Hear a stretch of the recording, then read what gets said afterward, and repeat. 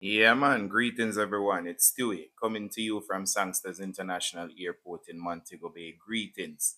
It's a happy moment for me today. First international flight after Hurricane Beryl is on the ground in Jamaica. Yeah, this is American. Are we the first ones in from the after the storm? It's American Airline from Charlotte, doing flight number AA2060, which departed Charlotte for Montego Bay this morning, July 5th, 2024 at 6 a.m.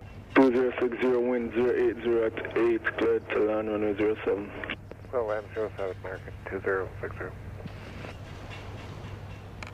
So join me in the next full-length video when you'll hear the tower answer the pilot as to if he is the first one back after the storm, among other interesting questions you might want to have answered. For instance, we asked in the video previously, where was the Cessnas? I'll show you them coming from their little hiding place. I'll also show you why the airport remained closed until 6 p.m. with video evidence of what actually got destroyed. I'd like to put that video out tomorrow in the regular 5 a.m. slot at Saturday.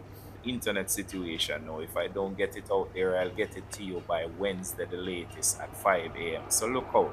Interesting one the next video. Bless up.